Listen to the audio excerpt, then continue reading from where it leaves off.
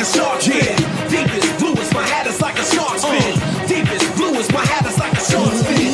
Yeah, as blue as my hat is like a shark's fin. Deep as blue as my hat is like a shark's fin. Deep as blue as my hat is like a shark's fin. What is up, people? This is the Shark Attack. I am Sean Williams. Trying a lot of things different today, and just for the record, when it comes to technology, and especially software, I can be a bit of a moron sometimes, but I'm not doing this alone. I'm doing it with my old partner in crime, back from the blog days, and of course the podcasting days, and of course as I call it, the Destro to my Cobra Commander, the Soundwave to my Megatron. Why Soundwave? Because nobody liked Starscream. John, JP Mayer himself. JP, what is up, my friend? So I'm just going to put this out here.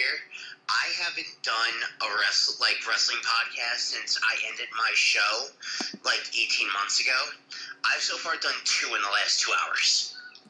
All right, well, we're both trying new things here with this. Me with software, I have no idea how the hell to work the damn thing. But all that being said, let's jump right into the first topic, and this is what we call the feeding frenzy. You're gonna need a bigger boat. All right, JP. First topic: the crown jewel situation for WWE. I gotta tell you, I've seen WWE in some tight and difficult situations before, from the steroid scandal to the Chris Benoit situation, but this one is pretty bad. Agreed. I mean, I don't know about you, but I don't think there is any... they're in a damned if you do, damned if you don't situation. I mean,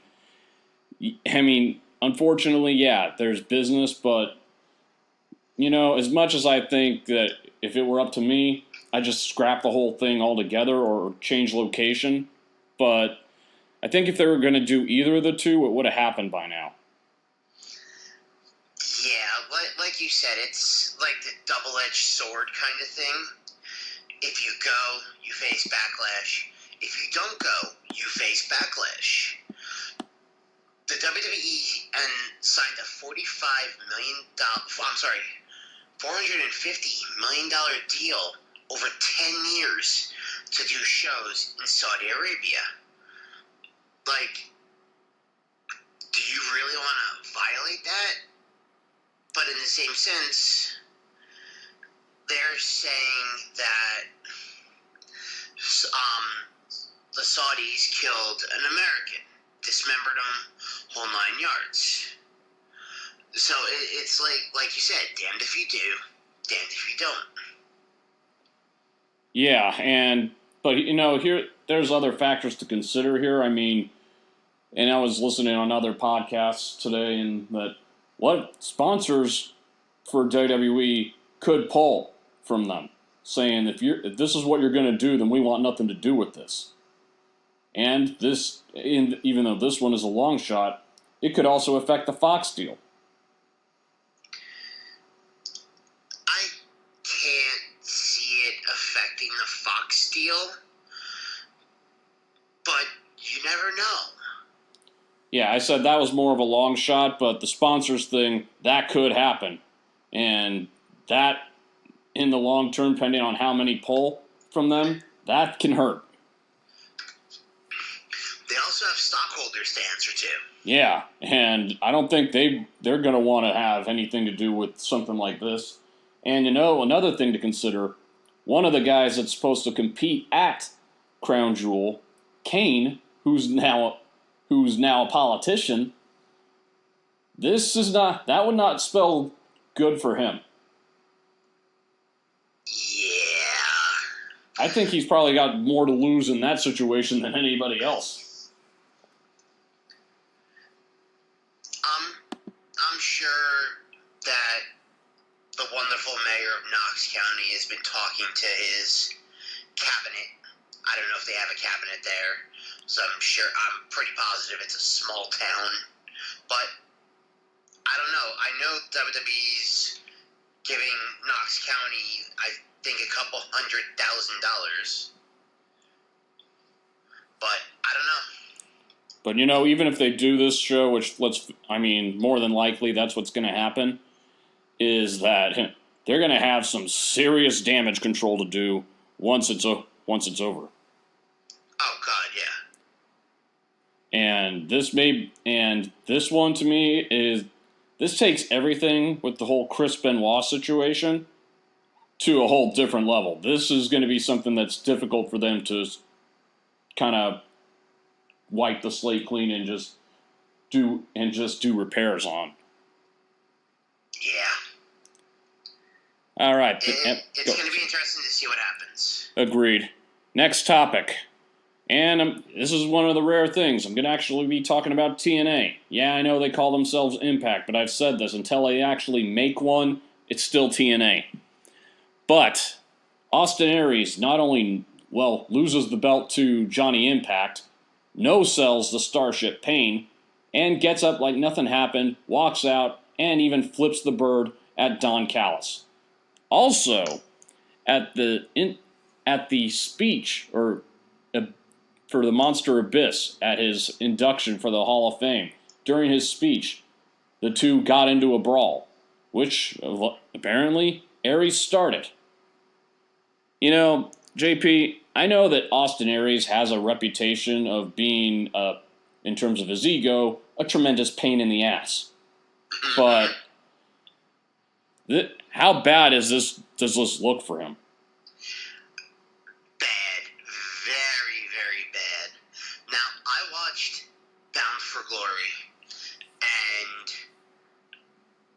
I'm watching the match. I see Johnny Impact hit the Brainbuster, and then hit Starship Pain, 1, 2, 3, he wins. But then I see Austin Aries do what he did, and I didn't know what the hell was going on.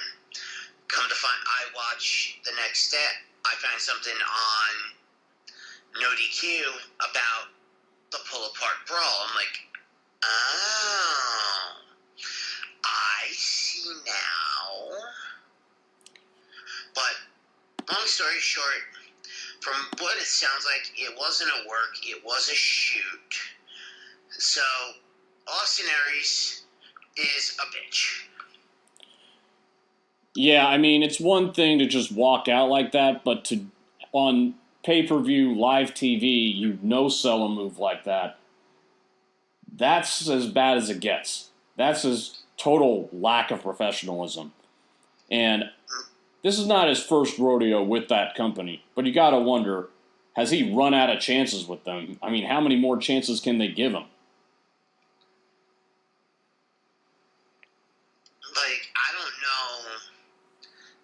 I don't know where he goes from here.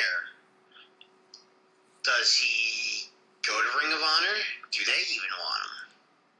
Yeah, I can't imagine. I mean, he has done a few appearances with them over this past year, so it is possible.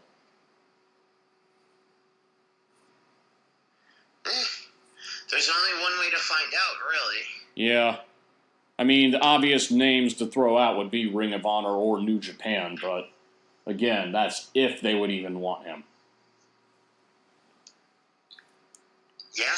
It's going to be interesting to see what happens to Austin Aries. And the funny part about it was, at the end of the match, after Aries flipped off Don Callis, flipped off the fans, just the looks on Killer Cross and Moose's face, they were looking like, huh? What just happened? Yeah, and they gotta wonder, where does that leave those two? Well, I was watching Impact before I did my other show, and looks like they're going to be a team. Just the two of them.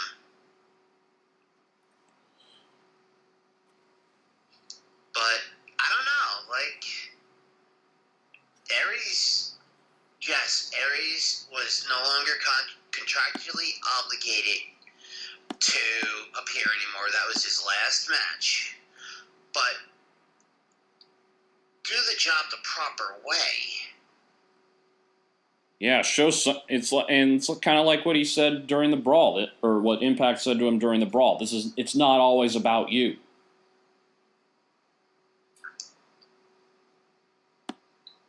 Yeah, it's just bad.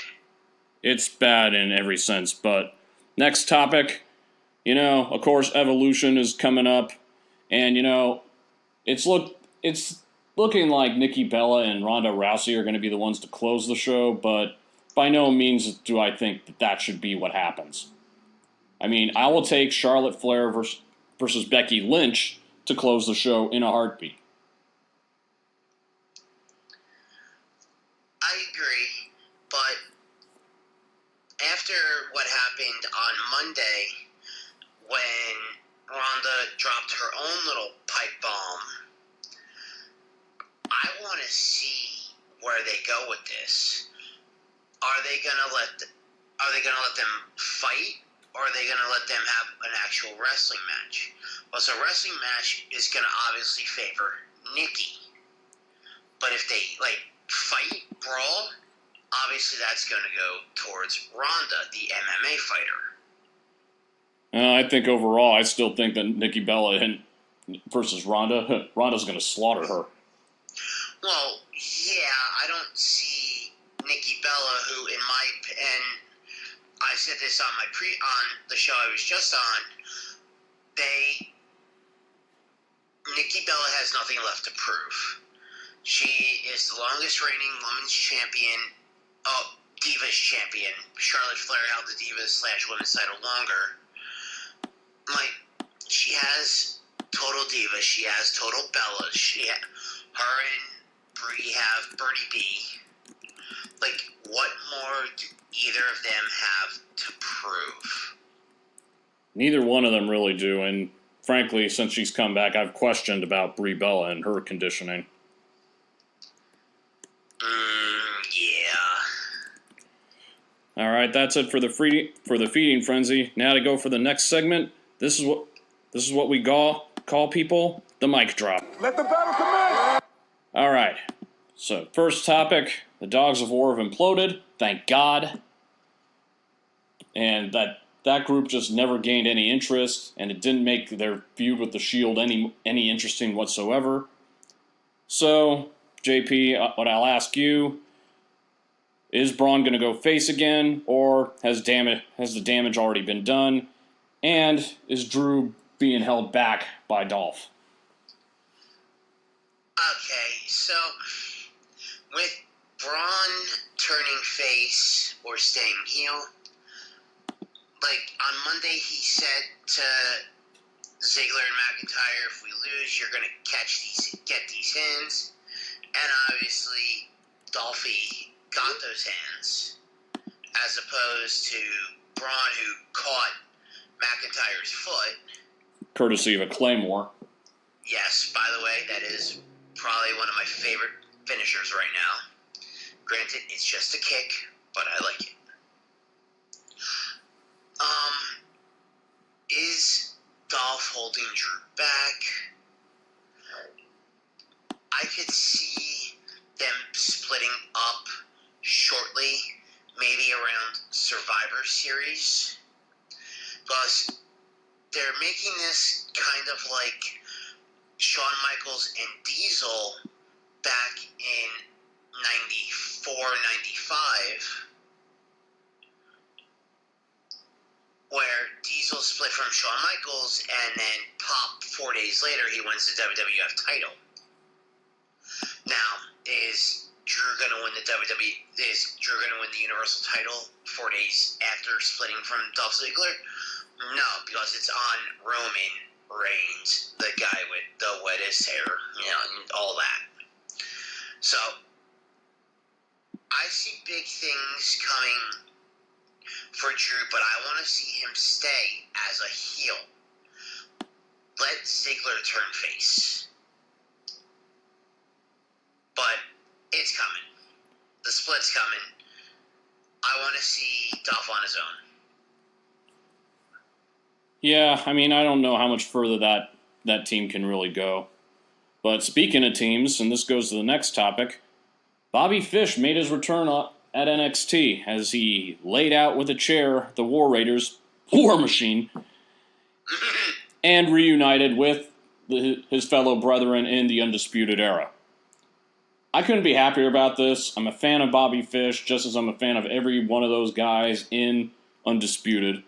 And it just further escalates this war between Undisputed and War Raiders. Yeah, like, don't get me wrong, I like Roddy Strong in the Undisputed Era, but to me, from day one, it was Cole, Fish, and O'Reilly.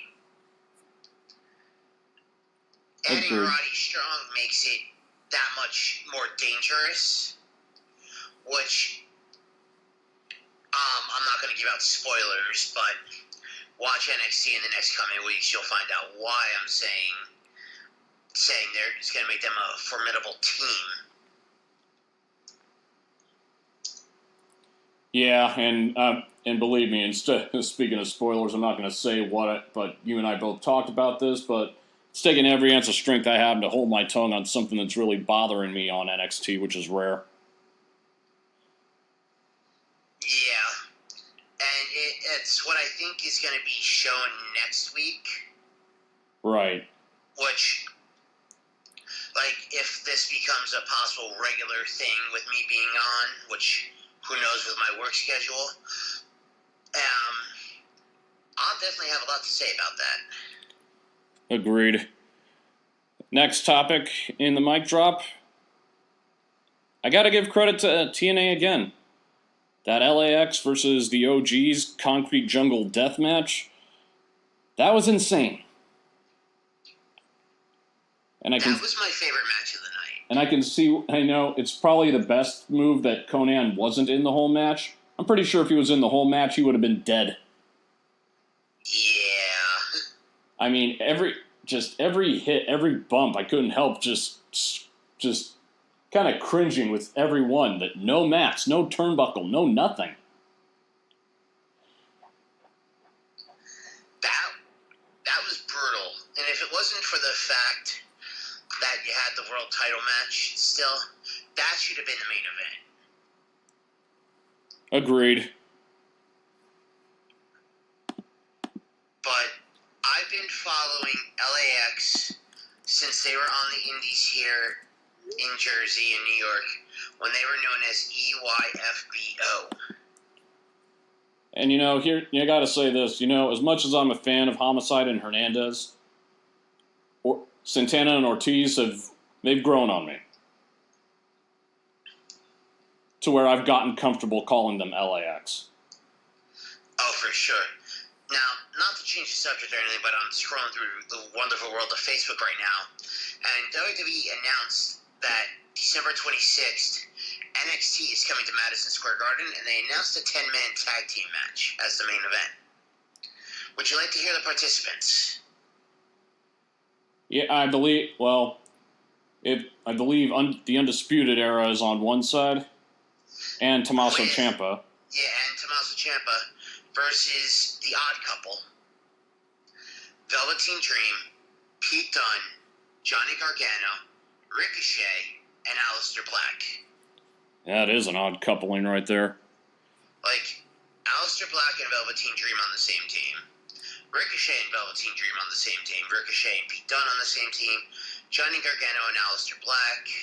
Like, those five are going to wind up beating the snot out of each other. Yep. It's one of those situations where they'll either learn to work together or just implode. And the last one. Yep. And the last one I want to talk about on the mic drop, Mia Yim and Chelsea Green, along with Punishment Martinez and Matt Riddle. More on that later, but they are now they're now part of the Performance Center, and Mia Yim and Chelsea Green are on their way to NXT, which included Triple H personally telling Mia, "Welcome aboard." And of course, you wanted to chime in a little bit on Triple H and his performance as boss. Absolutely. Before I get into that, do you remember back to the Cruiserweight Classic after the second round match when the crowd was chanting, "Please sign Cedric"? Mm-hmm. That I did. And Triple H came out and put his arm around Cedric, and he said to the crowd, "I got this, don't worry."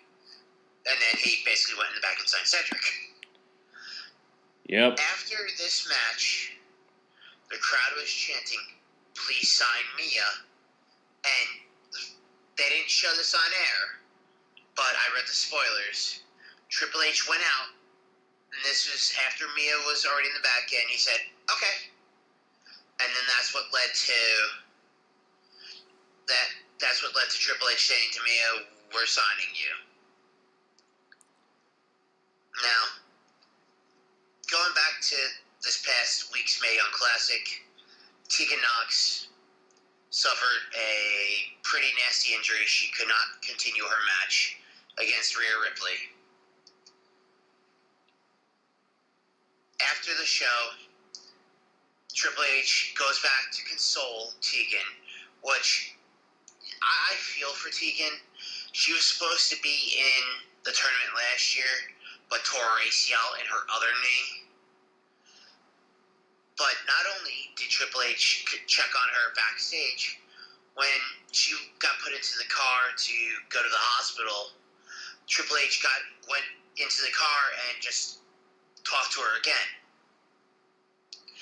That's called respect and love right there.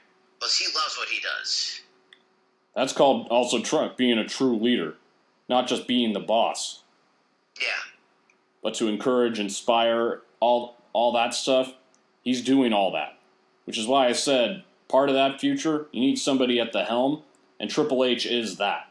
Not only should people want him to be the new boss, they need him to be the new boss. Oh, absolutely. So, but couldn't be happier for those signings.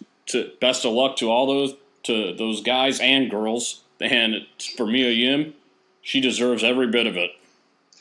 Yeah, truthfully, I thought they were going to sign her after last year. Yeah, well, I don't know how the business aspect works, but hey, better late than never. Yeah. All right, that being said, people, we're going to take a quick break. So we'll be right back right after this. Don't go anywhere. This is Brian H. Waters, co-host of The Wrestling Realm and the host of Break It Down with Brian H. You're listening to The Shark Attack with Sean Williams.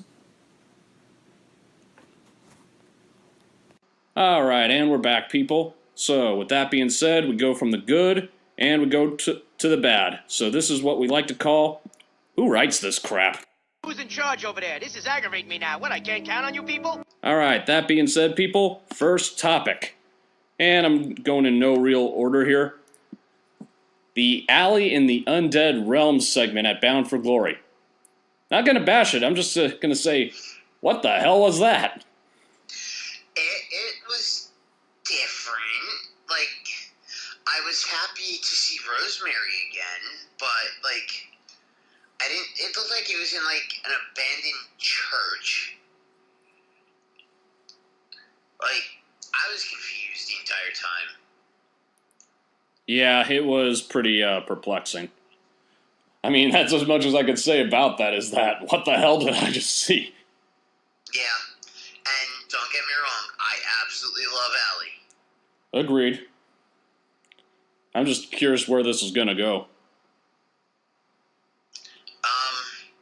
After watching Impact tonight, I'm starting to, like, Allie kind of went crazy. Well, we kind of got a snippet of that at the end of that segment at Bound for Glory. Yeah. But next topic in this segment, SmackDown's 1000th was this week. And here's the thing, a tweet. That's all we get from The Rock? The show is named after him. And you don't even get a pre-taped thing from him or anything? Or via satellite? All you get is a tweet? You know, I get that he's this big movie star now, but you could have at least taken 5 minutes to record something on your phone and send it. Like, it's not hard. And it's not like he shut the door on WWE at all. I don't get it. Like, he like, even Cena did something pre-taped with his JBL-looking haircut. Agreed. And, speaking of SmackDown, moving to the next topic, the crowd is still not booing Becky Lynch. They're not booing her now, and I'm pretty convinced they're never going to. Nope, they're not. Because going back 10, 15 years, the good guys were cheered, the bad guys were booed. Now, in this day and age, the bad guys are cheered, and some good guys get booed. Like, look at Roman Reigns. He's a good guy, but he gets booed. Becky Lynch is a bad girl, yet she gets cheered. It's the fans now, they've evolved. They cheer who they want to cheer, they boo who they want to boo. Agreed. But, and also, let's go back to SmackDown, or not to to SummerSlam. They wanted her to walk out with the belt. Absolutely, so did I. They hated the fact that Charlotte walked out with it. To where, when she got her butt beat by Becky, they were saying you deserved it. Absolutely. And look, I got nothing against Charlotte Flair. She's a great talent. I got nothing against her. Problem is, I feel like she's been handed everything because of her family name. Oh, absolutely. And not, I've said this on shows before. The only reason she's even wrestling is because of her brother. Right, and and would I have rather her be the heel? I don't know, because frankly, I don't like her mic skills as a heel, because she doesn't have the thick skin that her dad had. No, definitely not. She just lets the crowd get to her, and that's not good. But I do think WWE dropped the ball in not doing a double turn with Becky and with Charlotte. And I still think at some point it's going to cost them. Yeah. And the next topic I wanted to get to, well, I'll actually skip to the next part or go to the next one because I want a little more time to talk about this one. But memo to Matt Riddle, who I mentioned earlier. Put some goddamn boots on, for God's sake. Look, let me tell you something. Maybe he'll get away with it in NXT, but main roster, fat chance. The only thing I can hope for is by the time Matt Riddle comes up to the main roster, that Triple H is taking over. Yeah, but, the second that, look, Rusev wrestled barefoot, but you know what happened? He rolled his ankle. Then after that, they told him, put the damn boots on. And if they had no problem with a cage fighter doing that, then you know what? That Ronda Rousey would be wrestling like that. But she's not. Yeah, with Ronda Rousey, she's wanting to adapt to the professional wrestling format. So I'm guessing that's why she put the boots on. Yeah, but I'm just saying, though, by the time he gets to the main roster, if Vince is still there, he won't get far on the main roster unless basically it's going to be a test to how bad do you want this. Yeah. Guys end up adapting to a different style and different format, and who's to say he's not going to have to do the same? Oh, absolutely. Everybody has to adapt. So, I'm not, again, it's not much of a criticism. I'm just saying that you got to be willing to adapt with a different environment. Axel, shut up. Yeah, it'll be interesting to see Matt Riddle, because if my memory serves me right, he's debuting on TV next week. Yeah, I believe so.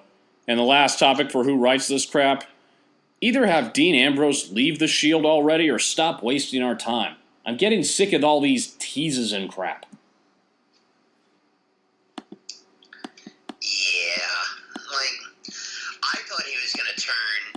in Australia.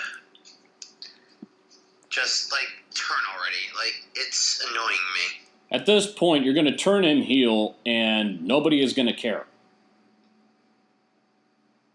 And that's going to be a big problem for you, because you want people to actually care about the heel turn, and right now, they don't care much about anything involving the Shield.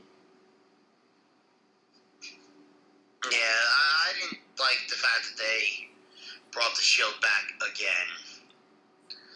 I thought they were fine just being three separate people. Yeah, and at this point, the only thing I could see to salvage Seth Rollins, move him to SmackDown. They won't, but I think they need to. Yeah, they definitely... Because Dean was already on SmackDown, so... Plus, Seth Rollins is the Intercontinental Champion, and people were barely remembering that. Yeah, because he's been too busy doing Shield stuff. Right. And, of course, Roman's the Universal Champion, but people barely notice until he brings the belt out. Yeah, but you know what? At least with Roman Reigns being the Universal Champion, we see the title every week, as opposed to when Brock Lee held the title. We saw it once every 4 months. Agreed. But, there's a lot of changes that need to take place, but the Shield reunion is definitely not working. No. They need to end it now, because nostalgia has an expiration date, and I think the Shield and the nostalgia with them has already hit their expiration date.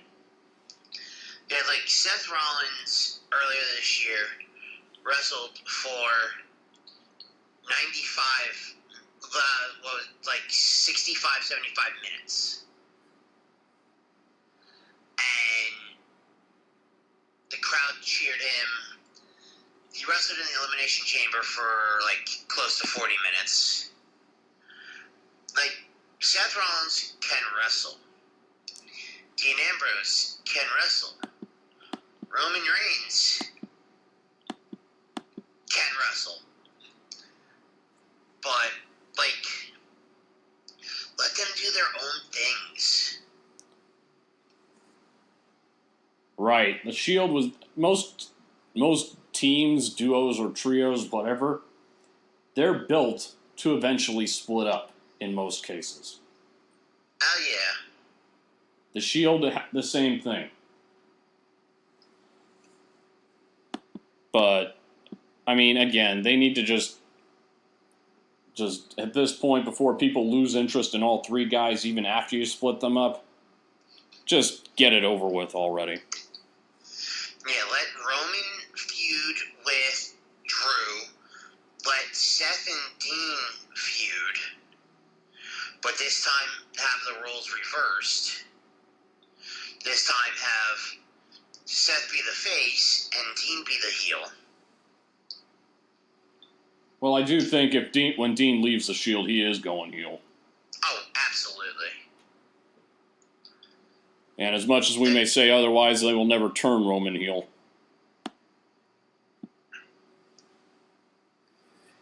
Yeah.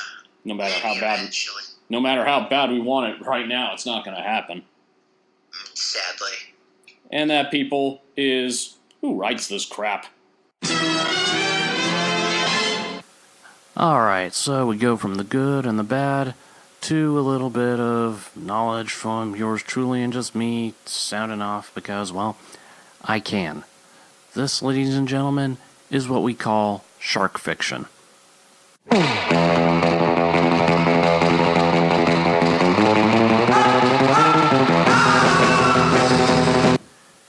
Like I talked about with JP earlier today with this show, I was not a fan of the Dogs of War.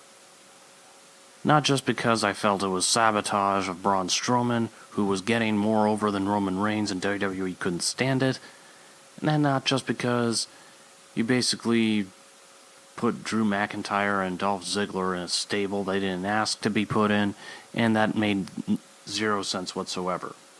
No, that's not the only reason why I hated that stable, and hated the whole Dogs of War versus the Shield rivalry.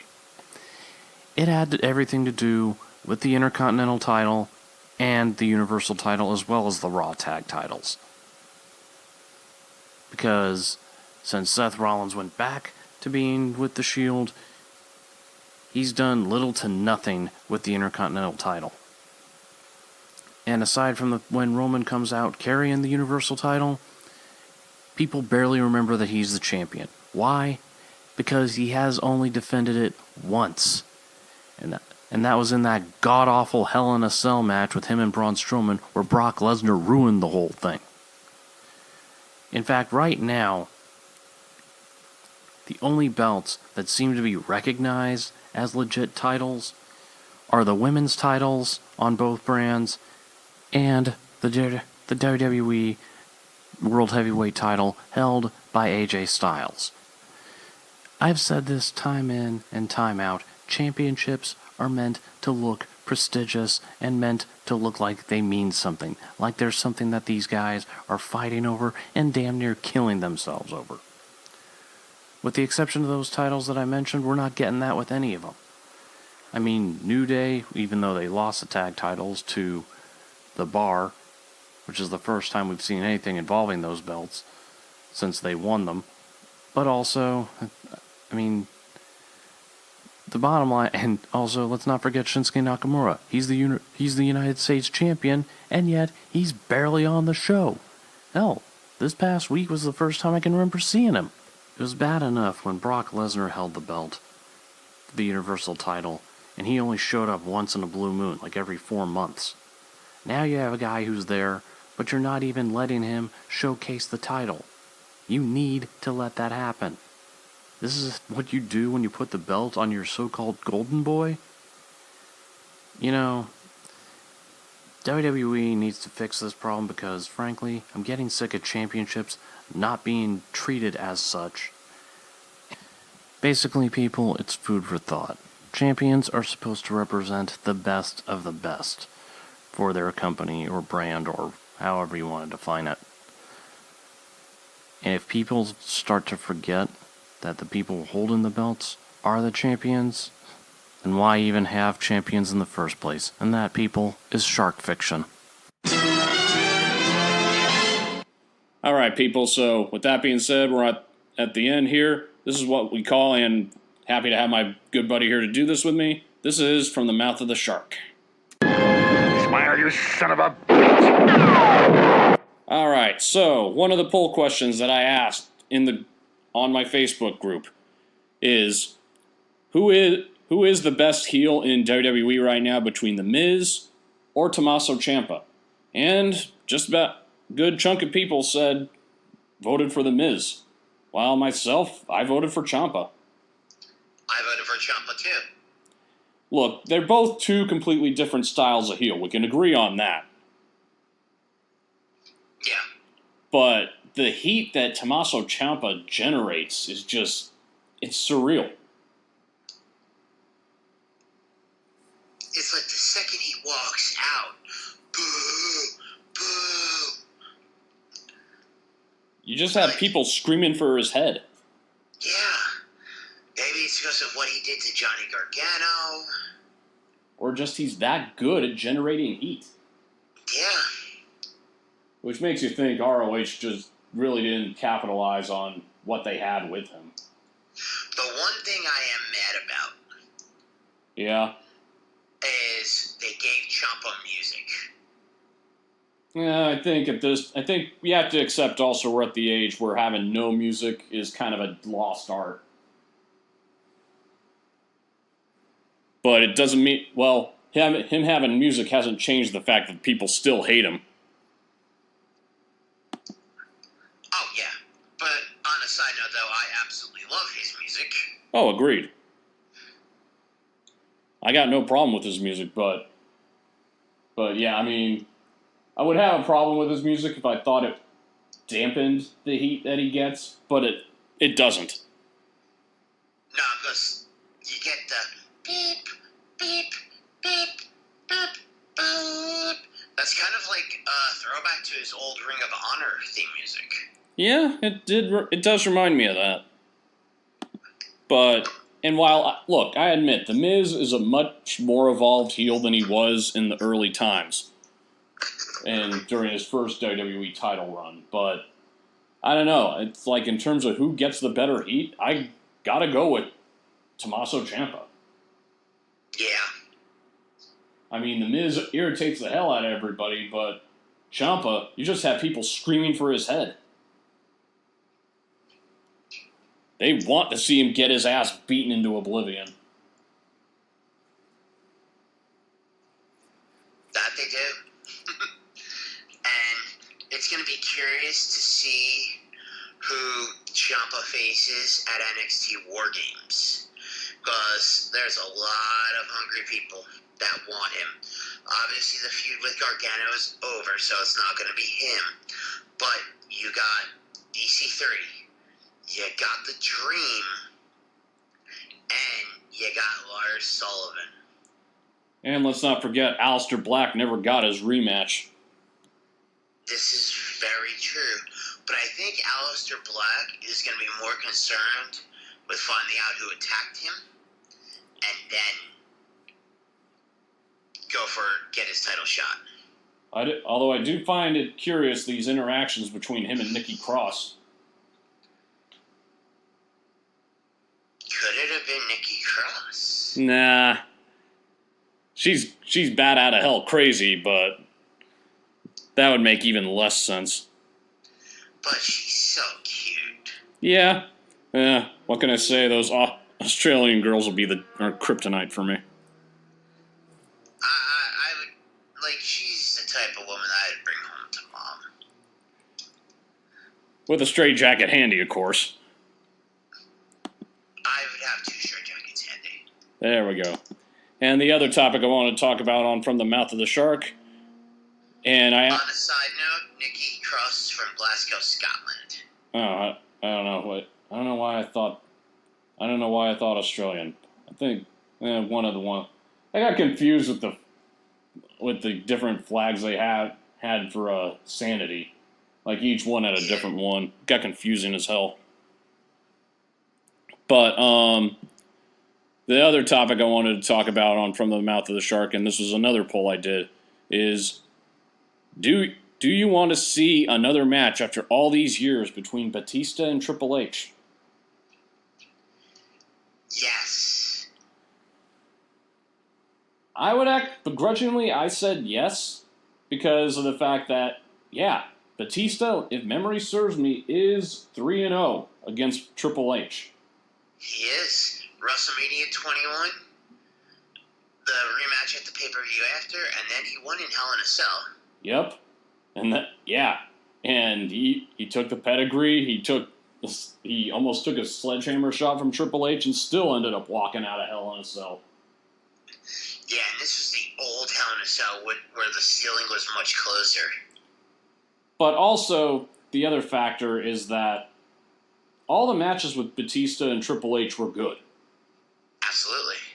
Some of his feuds afterwards were less than memorable, yes, but Batista knew how to work with Triple H, and they had good chemistry. So it's not like we'd be disappointed. Agreed. I mean, I remember when he came back at the Rumble, and he kind of seemed, well, in terms of conditioning, he got winded pretty quickly. He did. Hopefully if he does come back, hopefully he's in better shape. Yeah, I would agree with that one. And that, people, is From the Mouth of the Shark. All right.